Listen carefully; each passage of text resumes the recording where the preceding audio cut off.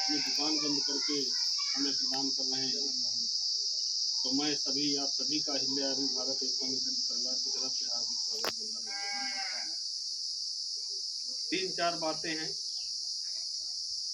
कि आखिर अहिल्या देवी होलकर जी की मूर्ति स्थापना करना उचित है कि नहीं उचित है, आप सभी से पूछना चाहता हूँ कि इस देश में महापुरुष बहुत है और हमारा समाज महापुरुषों से कट गया है और इतना कट गया है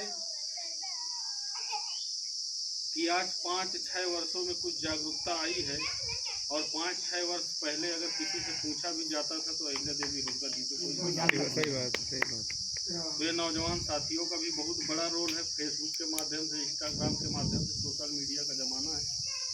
तो आप लोग देखे होंगे कि हमारे समाज में बहुत चीज़ बदलाव आया है, मगर जो राजनैतिकरण है वो बदलाव नहीं है। तो बदलाव लाने के लिए जब हमारे समाज के लोग, बुजुर्गों का साथ होगा और नौजवानों का हाथ होगा और अपने महापुरुषों की विचारधारा होगी, और जब हम ही लोग मिल करके 100-100, 50-50 रुपए, 10-20 रुपए मिला करके जब मंच लगाएंगे और उस मंच के माध्यम से एक जगह एकत्रित होंगे तो हमारे नौजवान साथी मंच के माध्यम से, माइक के माध्यम से एक नॉर्मल लड़का अपना बात रख सकता है और जब मंच में बच्चा बोलने लगता है तो वो थाने में भी अपनी बात रख सकता है। नहीं, आज की व्यवस्था ये है कि किसी भी थाने में हमारे समाज के लोगों के साथ घटना घट जाती है तो नेता ढूंढने लगते हैं तुरंत कि फलाने को पकड़िए, वो जाता आता रहता है, चलो लेकर के अपना काम करा दो। ये गलत कह रहा हूँ? तो इस तरह की व्यवस्था अगर बदलाव लाना है, परिवर्तन करना है, तो हर गांव में 2-4-6 लोगों को तैयार करना पड़ेगा। किसी के दूसरे के भरोसे रहना ठीक नहीं मेरे हिसाब से। तो ये परिवर्तन का युग चल रहा है, तो हमारा आखिर समाज पीछे क्यों रह गया? अगर आगे आना है तो आगे कैसे आ सकता है? इस विषय पर भी 2-4 बात रखना चाहता हूँ कि पीछे रहने का कारण है कि हमारे समाज में अभी तक कोई लीडर नहीं है। जैसे यादव जी हैं, उन्होंने एक व्यक्ति को लीडर माना, मुलायम सिंह यादव। 92 में पार्टी बनाए और उत्तर प्रदेश में अपना संगठन खड़ा किए, पार्टी का गठित करके जिला अध्यक्ष बनाए, विधानसभा अध्यक्ष बनाए और सब समाज के लोगों को जोड़ करके उत्तर प्रदेश में 4 बार सरकार भी बनाए और पार्टी आज विपक्ष में नहीं है तो विपक्ष में तो खड़ी है। तो विपक्ष में भी पार्टी रहती है, उनकी सरकार भी नहीं बन पाती है अगर, तो क्या वोट देना समाजवादी पार्टी को बंद कर देते हैं? क्या देते हैं कि नहीं देते हैं? उसी तरह हमारे समाज में भी 2018 से माननीय बाबू रामपाल जी राष्ट्रीय पार्टी का गठन किए, हम लोग उसमें संस्थापक सदस्य भी हैं और पदाधिकारी भी रहे। और उसके बाद पिछले वर्ष ये चर्चा हुई लखनऊ में बैठ करके कि जब भारत में भीम आर्मी हो सकती है, संवर्ण आर्मी हो सकती है, तो अहिल्या आर्मी हो सकती है कि नहीं हो सकती है? तो इस भारत में अहिल्या आर्मी की ज़रूरत थी और अहिल्या आर्मी भारत एकता मिशन जैसे ही हमने बनाया और अपने पार्टी को, सिर्फ हमारा मकसद यही है कि जिस समाज का राजनीतिक दल नहीं, उसका कोई बल नहीं और उसकी समस्या का कोई हल नहीं, और अपने ही व्यवस्था को मजबूत करने के लिए कोई ऐसा इंजन होना चाहिए जिसमें 75 जिले के डिब्बे जुड़ करके एक व्यवस्था में जुड़ करके सिर्फ एक लड़ाई होनी चाहिए। अगर 100 इंजन होंगे तो आपको इधर पहुंचाएंगे, उधर पहुंचाएंगे, उधर पहुंचाएंगे, सही मंजिल पर नहीं पहुंचाएंगे। और एक इंजन माननीय मुलायम सिंह यादव जी बने, आज 92 से लगातार वो दूसरी तरफ बदलते और उनसे हमको सीखना चाहिए। उनका विरोध करना उचित नहीं, उनसे हमको सीखना चाहिए ये अपने के प्रति कितना कट्टर हैं और हम अपने के प्रति कितना कट्टर हैं। वो हमारे पैर में कोई सकरा थोड़ी बांध देते हैं कि मना करते हैं क्या कि आप लोग इस तरह मत करिए। तो काशीराम जी वो एक विचारधारा को लेकर के आए, उसके पहले डॉक्टर भीमराव अम्बेडकर थे, डॉक्टर भीमराव अंबेडकर जी किसकी विचारधारा को फॉलो करते हैं, आप लोग बता सकते हैं? इस भारत में संविधान के रचयिता थे, किस विचारधारा को फॉलो करते हैं, क्या हमारे कोई जानता है? मालूम है किसी को? दक्षिण में जन्मे गड़रिया समाज में सुकरात कहे जाने वाले, एशिया के सुकरात कहे जाने वाले, पाखंड के खिलाफ लड़ाई लड़ने वाले गड़रिया समाज में जन्मे रामा स्वामी पेरियार नायकर की विचारधारा डॉक्टर भीमराव अम्बेडकर जी फॉलो करते हैं। और उसी विचारधारा को बढ़ाने का काम काशीराम जी ने किया। उसी को विचारधारा को बढ़ाने का काम इतने समय चंद्रशेखर रावण कर रहा है। मतलब विचारधारा हमारी है और आज तक सत्ता से हम लोग कट गए। मानवर काशीराम जी ने नारा दिया था, जिसकी जितनी संख्या भारी उसकी उतनी हिस्सेदारी। जब तक काशीराम जी थे तब तक तो मंत्री विधायक कुछ बने। हमारे फतेहपुर में बने अयोध्या पाल जी, जालौन में बने श्री रामपाल जी, कई ऐसे उदाहरण हैं। और जैसे ही मायावती जी के हाथ में पार्टी आती है 2000, जब पूरी तरह से सत्ता में आती है 2007 में, तो उनका नारा बदल जाता है कि जिसकी जितनी थैली भारी उसकी उतनी हिस्सेदारी। अगर पैसा दोगे तो टिकट मिलेगा, नहीं दोगे तो नहीं मिलेगा। तो मेरा कहने का मतलब यही है कि आप लोगों को बहुमूल्य समय है, अपना समय दिए हैं। तो 31 मई को जयंती मनाई जाती है। 31 मई को हमारे फतेहपुर जनपद में है। आज मैं शाम को निकल जाऊंगा और कल औरैया मुझे जाना है। औरैया से लौट के अपने जनपद फिर आना है। फिर परसों कानपुर देहात जाना है 1 जून को। फिर 2 जून से हम लोग आपके बीच में 3-4 दिन फिर प्रचार करेंगे। 5 तारीख को आपके भौनी के पुरवा गाँव में मूर्ति की स्थापना हो रही है। तो जब सभी लोग गांव-गांव जा कर के सब लोग एक स्वर में सहमति जता रहे हैं, तो सभी लोगों को आना भी चाहिए कि नहीं आना चाहिए? नहीं आना चाहिए। और ये कोई चुनाव नहीं है। नहीं कुछ।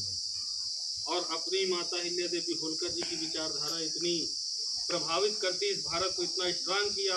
आज जो हिंदू धर्म की बात करते हैं, अगर पुण्य श्लोक अहिल्या देवी होलकर जी ने मुगलों के द्वारा तोड़े गए मंदिरों का पुनः निर्माण न किया होता, तो शायद काशी विश्वनाथ भी न रहे होते अभी।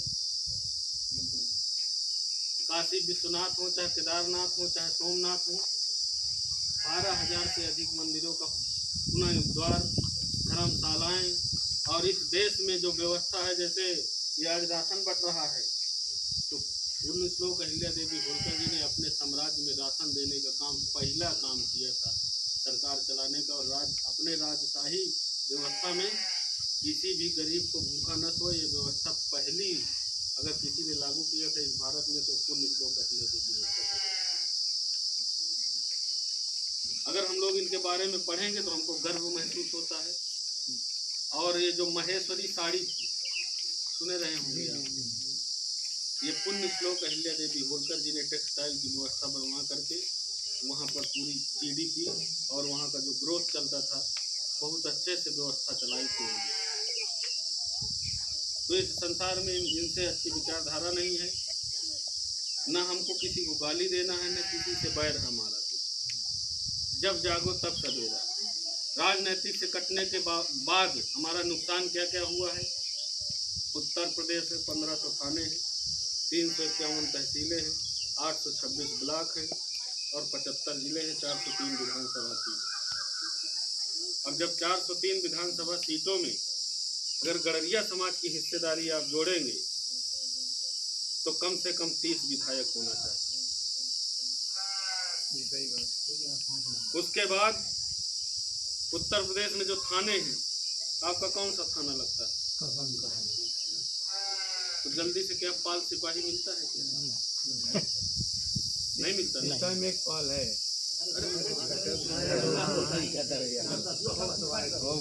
जल्दी से नहीं मिलता है। इसका कारण है राजनीति से कटना। और हमारा कोई व्यक्ति जब वहाँ कानून बनता है, जब कोई व्यवस्था लागू की जाती है, तो अपना अधिकार लेने के लिए हमने किसी को नियुक्त ही नहीं किया।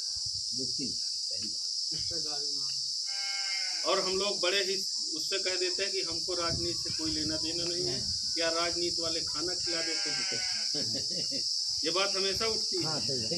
और हम लोग जो बच्चों को तैयारी करवाते हैं इलाहाबाद दिल्ली में, जब इनकी भर्ती निकलती है तो जिनको आप वोट देते हैं वही फैसला लेते हैं कि किसकी भर्ती करना है। सही बात। अगर आप गेहूं पैदा करते हैं खेत में तो आपके गेहूं का रेट क्या होगा, जिसको आप वोट देते हैं वही तय करता है। आप तय कर सकते हैं? एक केसर बनाने वाला, चप्पल बनाने वाला वो अपना रेट तय कर सकता है, मगर आप अपना रेट नहीं तय कर सकते। किसान एक ऐसा आदमी है जो बेचारा हर घाटा तो जो भी व्यवस्था, रोड बनना है तो जिसको आप वोट देते हैं वही तो बनाता है। तो पूरी व्यवस्था वोट देने के बाद चलती है, और हम जिसको वोट देते हैं वो ताकतवर हो जाता है।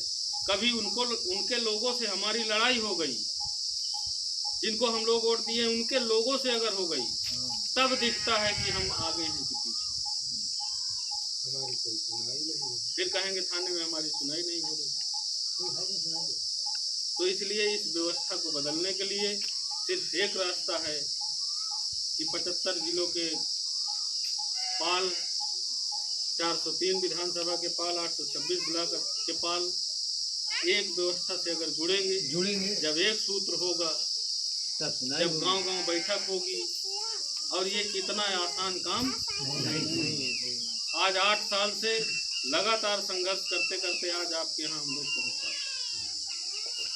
क्या इस तरह कभी बैठक हुई है? और इसी तरह लगातार 8 वर्ष से हम लोग कर रहे हैं। 251 विधानसभाओं का मैंने भ्रमण किया, और इसी तरह बैठक करते करते आज आपके गांव तक पहुंचे हैं। तो सौभाग्य है कि इस जनपद में भगवान बुद्ध की नगरी कही जाती है। और धन्यवाद देता हूं मैं भवनी के पूर्वा के ग्राम सभा वासियों को कि इस जनपद का प्रथम गांव बनने वाला है कि जहां पर पुण्य श्लोक लोक माता अहिल्या देवी होलकर जी की मूर्ति स्थापित होने जा रही है। और जब यह स्थापित हो जाएगी तो जब अगले बार 31 मई को रैली निकालेगा कोई, तो उसको पता होगा कि मुझे माला चढ़ाने कहाँ जाना है। गलत कह रहा हूँ? और लोगों के मन में भाव जगेगा कि हमारे गांव में भी होना चाहिए। तो इसी विचारधारा को लेकर के एक बात और है, इनको न्याय की देवी कहा जाता है और इनके आगे पुण्य श्लोक लगा है। तो जो शंकराचार्य होते हैं पूरे भारत के, उन्होंने ये शब्द दिया था कि ये पुण्य श्लोक राजमाता अहिल्या देवी होकर हैं। और न्याय की देवी इनको क्यों कहा जाता है? इन्हीं के पुत्र से रथ से एक गाय का बछड़ा टकरा करके मर जाता है, और अहिल्या देवी होलकर जी तुरंत अपने व्यवस्था को, वहाँ पर अपने मंत्रियों को, संतरियों को बुलाते हैं कि तत्काल प्रभाव से बैठक लगाइए और इस गाय को न्याय देना है। हमारे पुत्र के रथ से अगर इस गाय का बछड़ा मरा है तो अपने पुत्र को भी हम मृत्युदंड देंगे। अकेला पुत्र था, फिर वे उन्होंने मृत्युदंड सुना दिया। इस राज्य में, हमारे राज्य में कोई भी है, चाहे चिड़िया है, चाहे कुत्ता है, चाहे गाय है, चाहे बछड़ा है, सब हमारी प्रजा है और न्याय मिलने का सबको अधिकार है। तो ऐसी लोक माता अहिल्या देवी होलकर जी हैं। और जो आप लोग देखे होंगे, सुप्रीम कोर्ट से लगा करके सिविल कोर्ट तक में एक मूर्ति लगी होती है जज के सामने, जिसमें पट्टी बंधी होती है, वो मूर्ति है जस्टिसिया की, वो विदेशी महिला है। तो जब हमारा भारत देश स्वतंत्र हो गया है तो गुलामी के निशान क्यों? जब हमारे भारत में न्याय की देवी पुण्य श्लोक अहिल्या देवी होलकर जी हैं, तो हम लोगों की 1 साल से लगातार मांग चल रही है कि सुप्रीम कोर्ट से लगा करके सिविल कोर्ट तक में हर जगह से जस्टिसिया जी की मूर्ति हटाई जाए और उनके स्थान पर हमारे भारत की सबसे न्यायप्रिय शासिका पुण्य श्लोक अहिल्या देवी होलकर जी की मूर्ति लगाई जाए। और इस विषय पर सरकार ने, केंद्र सरकार ने संज्ञान भी लिया है और सुप्रीम कोर्ट को चिट्ठी लिखा है। अब देखते हैं, अगर हम लोग सब लोग इसी तरह मंच लगा करके, और जो नौजवान साथी हैं, सोशल मीडिया आप लोग चलाते हैं, सुबह उठ करके सिर्फ एक पोस्ट डालना है, उसमें न किसी दल का नाम लिखना है, न किसी संगठन का नाम लिखना है, सिर्फ एक बात लिखना है कि इस भारत के न्यायालयों से जस्टिसिया जी की मूर्ति हटाइए और भारत की न्याय की देवी पुण्य श्लोक अहिल्या देवी होलकर जी की मूर्ति लगाइए। अगर ये सोशल मीडिया पर जिस दिन क्रांति बनेगी तो बदलाव आएगा, और जिस दिन सुप्रीम कोर्ट से लगा करके सिविल कोर्ट तक में हम लोग न्याय की देवी अहिल्या देवी होलकर जी की मूर्ति लगवा लेंगे, उस दिन हमको सफल होने से कोई रोक नहीं सकता। तो इसी के साथ बाकी बातें उसी दिन 5 तारीख को होंगी। बातें बहुत हैं। इसी के साथ मैं पुनः आप सभी का धन्यवाद देता हूं और गुजारिश करता हूं इस कार्यक्रम को सफल कराने के लिए इस मूर्ति में अपना जो भी हो सके तन मन धन इनके माध्यम से अपना योगदान दे सकते हैं। इसी के साथ जय हिंद जय भारत।